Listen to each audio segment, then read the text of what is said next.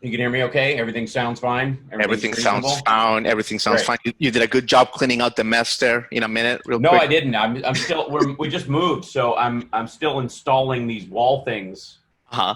in a vain attempt to get storage that you know looks reasonable and chaotic the way my brain does. I mean, this is pretty much regular shelves just wouldn't do it. I think a certain element of chaos is Yeah. helping me with organization. Yeah. You can't have Yeah. like, HGTV shelves, Hal, No, No, you can't. not at all. Absolutely, and I need to. There needs to be a live animal back there at all times at some point, but I'll work on that. We've got Perfect. cats, so there should be. Perfect. Yeah, if I can get one of those, like I might on this wall, I'll do one of those carpet cat stairs things that where cats just lay on your wall on a shelf, so that I can Right. always have that. Yeah, that sort of Jeff Goldblum, always an animal in the process. Yes. Yeah, I think I like where your head's at with your new space. Well, very nice. thanks. Well, Yeah, Hal, it's an honor to welcome you. Let me first introduce you to my audience. For the small percentage that may not know who you are, you're actor, voice actor, comedian, musician, political commentator, hmm creator of croissants with jelly and cream cheese during pandemics. You're an underrated true. all-American treasure, Hal, and we That's welcome you to true. the show. I agree. Yeah, Yeah. I'm right on all fronts. I mean, and we didn't even get into my hobbies, so we'll do that on a. That's got to have its own Yeah, separate. yeah, exactly. Unfortunately, we're here Yeah, to talk about the great Eddie. But yes, yeah, but before we get to him, people can check out your work, halsparks.com. You have a great Patreon channel there that they can subscribe hmm and get like some inside goodies from your right. spectacular mind. So Yes, it's absolutely. true. So how Yeah. before we get to Eddie real quick, how has the year been for you? For Chuck the cat, for Camden Harrison, your friends, your family. How's the year um, been for you guys? I jokingly said the other day that our that my 10-year plan is having a gap year. It's kind of like your college kid decides to go. You know what? I'm not going to go to do junior year right away. I need to go to Europe and wander for Right. a bit, just find myself. That's kind of I think what everybody's plans did this year. Like, I've been pretty driven and stuff. I need to back off and maybe take some time for myself. So it's like life is taking some me time right now, which is not bad at all. Yeah. There's a healthy aspect to that, anyways, and I think it's almost like the Great Spirit is tapping everybody on the shoulder and going, "Hey, check out your surroundings and your family and your loved ones. You're in the middle. It's like you're always in the middle of a car race, and Hmm. you're not. So pull over to the side and check on everybody for a little Yeah. bit, Yeah. and that's a lot of what this year is like. I think for a lot of people, I and agree. so it's yeah, and it's obviously I tour as a comedian all the time. My Right. band tours, Right. both my band and Nerd Halen, Yeah. and and and then acting in television shows being what they are, all that production is shut down, all of it. Yeah. So my entire industry, but for rare, alternative moments of weirdness that where they make an attempt, the industry is on life support, but they're hitting them with the paddles. They're trying to bring it back to life, and it doesn't quite work. Yeah. Yeah. But for those moments, it's pretty much a ghost town. So I've modified what I'm doing, moved myself to streaming. I stream Yeah. every single day. Because I got a family and a kid to feed and all that kind of stuff. And you modify. And I know that in the middle of it, I'm very lucky in that I was prepared to be able to do that. A Right. lot of people in my industry are not, Yeah. and they're really struggling because of it. And the old adage is dig your well before you're thirsty. Or I think it was Q in the Bond films that said, never let them see you bleed, and always have an escape plan. And I Yeah. think that's part of it too. So that having that ability, having already built up the infrastructure to start streaming as a real thing, was an immense salvation during this that a lot of my friends didn't have. So I feel tremendously lucky, and I feel like I still have the ability to give us a service to people, because that's what art is. Absolutely. No, and you've done great. You've done better as the months have gone. You know, some people, you know, Chris Martin started playing Yellow with his cat in his pajamas in March, but maybe they didn't develop as well. But you've just taken it to new levels, man. It's been great. Yeah. It's I mean, each day I believe in that 1% improvement concept. That if you're working on something, you have a style, some, you know, whatever your show is, whatever your art is. If you can't do, I'm going to grow 10% this year. If you think in those big chunks, it's impossible because there's too many moving factors. Yeah. You'll get in a situation where you can't juggle all those pieces especially when, like in this kind of industry, there's so much outside your control point, outside your control vector that you can't have any control over. That doing 10% of 50% growth in a year is maddening. But you can do 1% on yourself every day. Right. And if you can tick away, like my show, you know, when I started doing it, was like, okay, I stream my radio show. It's off my laptop. It's no big deal. And now, you know, I have a full production studio set up in the house in just a few months by chipping away and going, okay, this would make it better. This would make it better. This would make it better. And I agree. And I think, you know, I think a lot of people are, I don't know that they know it's possible. And I'm here to tell them it is. You're right. Because people, to your point, I think people see the 10%, the 50%, and they get discouraged and they don't even start, right? Yeah. Overwhelmed. Yeah. Exactly. Absolutely. Because you might do 5% in that circumstance. You might be halfway there. And then the thing you're counting on somebody else to do to hold up their end will fall apart. Yeah. And then you retreat. And it's a natural reaction for people to have. Oh man, you nailed it. Yeah. But anyway, Hal, unfortunately, we'll have to talk about I Love the 80s and live choices on another day. Today we're talking about the people's virtuoso, Eddie Van Halen, who we unfortunately lost last week. And I mean, you were one of the first celebrities to just kind of like tweet about it, and it went viral, of course. But the reason why it did, Hal, was because you could sense how much it meant to you in this tweet. Yeah, I've always felt, and I know not every, there's no overlapping music taste. That's why, like, I used to have a joke in my act that I don't have any guilty pleasures because I don't feel guilty about anything that gives me pleasure. I don't listen to Van Halen with your ears. So whenever somebody offers their music opinions in a way that's, where they're just genuinely saying what they feel, even if I don't like the artist, I'm like, good for you. That's awesome. Because I can't interpret it. I haven't lived your life or heard it when you heard it or whatever nerve it hits.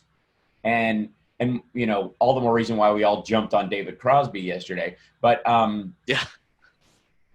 But when it comes to Eddie, he's one of the few people in music where what he did with his instrument just grabbed the wheel and lurched the car in a different direction in everybody's ears. When you heard what he was doing, it opened up the possibilities of the instrument.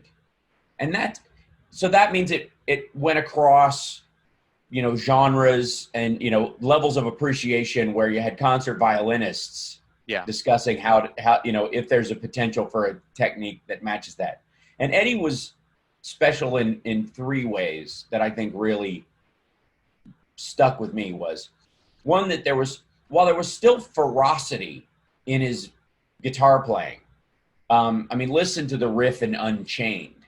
It will make you run a marathon. And it is just invigorating and powerful to listen to. But he smiled the whole time. Yeah. He had a beautiful smile on his face the entirety of his playing, always. And as difficult as the technique, it always struck me is that you see, like, it doesn't take any more physical strength to bend a note, than it does to slide a note, really, physically, if you wanted to measure the kinetic activity. But to watch, most guitar players, you'd think that, like, maybe they're afraid the string's going to snap and hit them in the face, and that's the untold story of the, when people are playing and they're really, they get focus space. Mm-hmm. Eddie never had that. Eddie looked like it was just magic. It was seamless to him. Yeah. But at the same time, it's the exact reason is all the time he put in. Yeah. Not just an example of abject talent. As some people that if you play if you play Bach over and over again and you sound like what it's like and you're like, oh my God, this child is a prodigy of the piano. It's because they're playing Bach the way Bach played Bach and everyone else has played Bach. And right, you're like, right. yeah, and you go, oh yeah, they can do that. Look, they must have learned it really quick because it looks hard to me. And in reality, you find out that this 8-year-old has been playing piano since they were 2 because their parents are concert pianists and they work for the Philharmonic. And so the world of this child is nothing but, Bach. classical music and Bach. Yeah. And so the kid plays the thing. Right. And you realize if you put 6 years into anything like that, you could do that too. You really could. Mm-hmm. But it does not mean that you would have, the way Eddie Van Halen did, learned it all the way up to playing Bach and then gone, what else can I do with this instrument? Yeah. And just his development of tapping and like pinching and pushing the strings to waver that. So it's not even that he figured out that you could tap some strings. Some artists have done that. I mean, arguably non-picking trills are exactly that. If somebody's just, doing trills, but they've only picked once, they understand that the tapping is making the noise. Yeah. But they never put it together with the other notes on the keyboard the way Eddie did, and then cascaded across the entire neck the way he did. And then, of course, Eddie is not only a transformational guitar player, he won Guitarist of the Year and Keyboard Player of the Year in the same year. Yeah. And so it points to, as much as he was about technique, his music was about abandon. And there's a Steve Vai, who's also one of my favorites, and I think he's inventive on the guitar, as well. Amazing talent. He said, the point of being a virtuoso is not competence, it's abandon. It's forgetting that you're playing an instrument. If you're still focusing on, I've got to get this right, you're not a virtuoso yet. Right. But when you play from a place where you can be smiling and still hitting the notes you want to hit, and there's this separation between your mind and your soul, and your hands and head go 2 different directions. That's abandon. And Eddie had that every time you saw him play. I mean, there's not a video where he's going, damn it, Yeah, sweating. No, you're right. You're hitting every note, Hal. And all these stories are coming out that, when he was a child, he was eating cereal with one hand and he had always his guitar in the other. Yes. Always with his side. Like, it's great stories. And I did want to ask you, because I've been listening to some bootlegs this past few days.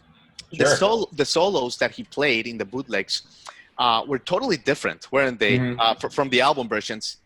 But they were just as good. Mm-hmm. So I wanted to ask you about seeing Van Halen live at their heyday, Hal. Yeah, well, I saw him 3 times in high school, and then I saw him with Hagar, and then I saw the dual one. We went to the Gibson Amphitheater and saw DLR and Sammy Hagar playing with them. Right. 2 wholly different bands. And one of the reasons why you're like, well, Van Halen with Sammy Hagar, and they even called it Van Hagar because of it, it's such a different band. You're like, that's because that's every person realizing that it was Eddie's band. Yeah. Because it's not, because we always focus on the lead singers, because they are the voice of the band. And so David Lee Roth is such an overwhelming presence. And Sammy Hagar has such a distinct voice and such incredible range that it nests so well into what Eddie and his brother created. And of course, Wolf and Michael Anthony in their own place, because Michael Anthony's voice as in the background is just as distinctive as any of the leads that go on. Like, he was like a trumpet. So they did, Eddie Van Halen and his brother created this nest for everybody else to flourish in, which is sonically and musically something that's really incredible. When people go, well, you know, it was Hagar was this and like, no. These guys came into this camp. This camp does what this camp wants. Yeah. And it was difficult. You know, he was a taskmaster behind the scenes and those kind of things. But once it was together, he could smile his way through it. And I think that was a big part of it. Now, live, there was always this outlier of whether Dave was going to stay on target, you know, or be a bit of a mess. And he was always there was a wild card aspect of David Lee Roth always when you watched him perform during certain periods. Most of the time it was a solid show, but then near their splitting point especially, they got, you know, it got to be one of those rock and roll shows where is everybody drunk? What's happening? But at the same time, musically it was always held down, and one thing you always saw was Eddie and Michael Anthony, whether David Lee Roth was doing the lines right or not, were hitting the background vocals on cue. So they would go up to the mics, sing those lines, whether David had just wandered off into Skibbly Boo and stuff. So it was a fascinating thing to watch. Now, this comes from seeing lots of live videos of them. Luckily, every time I saw them live, they had it together. It was a special show, or they were just hitting their mark. And, you know, Eddie worked very hard on his tone, so it was very distinct from everybody else's. It had there's two divergent tacks on distorted guitar. Yeah. Cutting and bubbly. Okay. The cutting one has to be deeper notes, or and it gives you that shunk noise. The Metallica cutting noise is really great. It has a real heft and blade like elements to it. Kiss and Twisted Sister live, when you hear them, their guitars have a very cutting thing, but they're tone wise, they're on the lower end when they're playing. They don't play really high chords or high notes all the time. It's rooted at the base of the neck. So you can do that. And then there's the bubbly ones, which are very kind of soft. A lot of people using plexis and stuff like that, where it doesn't have any edge to it, but it's distorted. It's eventually what became largely the grunge guitar sound. It doesn't have any cut to it, but it's clearly distorted. Eddie's, because of his use of the Phase 90 and all that kind of stuff, was kind of nicely in the middle. It had a tremendous amount of punch, but for the pop audience, it was acceptable. Yep. Okay. Mm-hmm. And by riding that level, that's what sonically gave them their entry into, you know, regular adult crossover pop music. Every radio station can play Van Halen. And it was worth playing. And they were smart to, you know, deliver the way they delivered and make, you know, put songs out that were true to them, but also fit the mold in that regard. So live, they were heavier than they, of course, were on the radio, as most bands are, because you're there and it's not what the mixer and the ultimately the producer thought would help get them on the radio. But it still had that comfort level. So the shows always had a party atmosphere, a joy feel, as opposed to like, this is going to be awesome. You know, like that kind of furrowed brow, dude, I can't wait. You know, you kind of walked in like, hey, it's Van Halen, you know, like awesome. This is going to be, I love it, Hal. Listen, you've been so generous with your time, but I did want to ask you about Eddie as well. Why do you think, and this is something that's been talked about recently, that he tried to live down that party image in his sound more than he actually did? Like, why do you think that he never did something like what Eric Clapton did with The Unplugged, for example? You know, just completely expand to like his musicality to that level. Why do you think that didn't happen? Honestly, I think it was part of, you know, his issues with substance abuse over the years and his own family and emotional and relationship issues. That's outside shit. Yeah. I mean, sometimes that chases your muse down and beats it up. And I think when it's, you know, when you've, and also I'm sure there's an element of when you've reinvented playing, the pressure on every solo is so high, and eventually, you know, it can make making music more of a task than it was. You know, so you have to, you go through a period where you're, you know, you retract a little bit and you're afraid to go out on a limb again, because if you fail, you're like, well, it's not as good. I think maybe it's just a one thing, you know, people will dismiss you.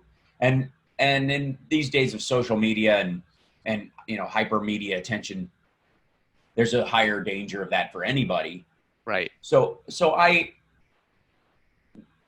mean, I can't know inside the man's mind, but there's a lot riding on that when you're Eddie Van Halen. Yeah, you're right. You know, and a lot of those things, quite frankly, by the time even Eric Clapton's style, everything about Eric Clapton is borrowed from other artists. He's got his own feel when he plays the instrument. I'm not downplaying that at all. But every technique he learned from somebody else. He learned from watching old black blues players, and then, you know, Jeff Beck and others that he was contemporaries with on stage while they were playing at the same time and going home and practicing. Right. But they were stuff he picked up along the way, and he formed into a blues player. And, you know, there's a side cart that goes into when rich white guitar players start going back to their blues roots to get some credibility that aggravates me. I'm just going to say, I mean, do what you're going to do, but I'm not following you down that road. It just seems silly. So, but Eddie's style and what he did with the instrument was a craft in and of itself. It determined how other people did it. You know, it meant, you know, from that point on, at some point, if you want a really fast run, guitar players are going to stick their pick in between two fingers or lick it and stick it to their forehead like I did and start, you know, using these two fingers to try and create, you know, a 6-note run in the middle of something that was super fast and articulate and beautiful and you know, a lot, you know, Eruption gets a lot of attention, but opening songs with things like Cathedral and the other instrumentals that he did, I think there was more room for that than he thought was possible. And I think the, you know, grunge killing hair metal, that idea, even though Van Halen had crossed over into pop rock and didn't really slow down, you know, put a hitch in everybody's get along for a while. And it's a shame. And I think the lesson of it is keep making your music. Epic. Whatever the style and trends change, at some point people are going to miss what you do, and they're going to want to hear you do it your way. And then if you've got 5 albums sitting there waiting for them when they come out the other side and recognize what they've been missing, all the better. And, you know, that's not how labels in the world most of the time, because of the cost of production and art, have worked over the years. I think production is turned loose into the artist's hands in a way that it never did before. And you can spend all your money just on your producer and do all the recording at home. Just build. I mean, Eddie and everybody has a studio at home. Yeah. And I wouldn't doubt that had he not been battling cancer the way he was the last few years and had gone through it, you know, Wolf, as he matured as his son and grew in his capabilities as an artist and stuff, might have been the one that said, Dad, let me produce, you know, a Van Halen album with 5 different singers. Let's just do this. You know what I mean? That those possibilities are there, and you can see that future lie out in front of him. Now, I will say that, you know, when you've got, you know, lung, throat, and mouth cancer, and they've removed part of his tongue, and his, you know, and they're working on his throat the whole time, that process is brutal on any human being. Sure. And coming back from it when you've been in the public eye also is really, there's a sadness to it that stacks on top of the normal sadness of everyday life. Absolutely. So you know, you're laying there in that bed and your family's going to miss you, and you feel like, oh, I could get through this, and I'm half what I was, but my family understands, and I'm home most of the time, and I can do some of my work here. And you think about it in your kind of life out of the limelight. Yeah. There, you can see a path forward, but there's a very distinct angle when the world has seen you as this smiling genius Yeah. your whole life, and now you're hobbled or crippled. It's a burden. It's a burden in and of its own, and on top of everything. Yeah. And if you think about that, I don't know whether he considered that a lot or whether that was on his mind a lot, but it can't not be when you hear the outpouring of people hoping you're okay when you've got cancer in the first place. Because we were, all the guys in Nerd Halen, we were worried about him in January when the news came that he'd had surgery, and there was an expectation. We were watching him like a lot of people were watching Ruth Bader Ginsburg, that there was bad news stacked on bad news, and it was a matter of if, not when, or when, not if, rather. And we were, we just knew it was going to hurt. And you're just, it's like a slow motion car wreck. Everything is, as you spot it out of the corner of your eye, the whole thing slows down and the inevitable starts creeping its way towards you like a horror movie. And so in January, we were broken up with this idea. Yeah. So in some ways you're kind of almost prepared for it when it happens, and you just kind of are pissed. But anyways, I digress. But I think, that has a lot to do with it. Live, the difference that they had between them and every other rock band was just the fun of it. Mm-hmm. Absolutely. How? Yeah. That's a hell of a remembrance. We've talked to Mark Goodman. We've talked to the Rock and Roll Hall of Fame, and you're like the best. You're another level. I'm so glad we had you, man. All you gotta do is say your piece. Listen, Hal, we appreciate it, thanks. Man. We love you in Florida. We love you in Florida. So whenever the world, it's a shit show down here, but that's maybe why we love you so much. I don't know. That's right. Yeah. And at the end of the current unpleasantness, I will certainly be back in Florida. No doubt about that. And so, and to everybody down there, wear a mask, wash your hands, stay inside. They won't listen, Hal. I know. Going forward in your life after this, when you know what, we're almost lucky that the flu is coming around down there, because at least they might behave knowing that that's a stack on top of a stack, and they'll at least know to wash their hands, cough into your elbow, not into your hand. Right. Just do that, and you'd be amazed how many people. We'll save 5,000 people a year. People would just cough into their elbow. It's very weird, but so I love Florida. I'm lucky enough to tour down there quite a bit. Right. And I miss it. So I will. You can guarantee that I'll be down there. That's awesome. When we all kind of emerge from the gap year. That's great, Hal.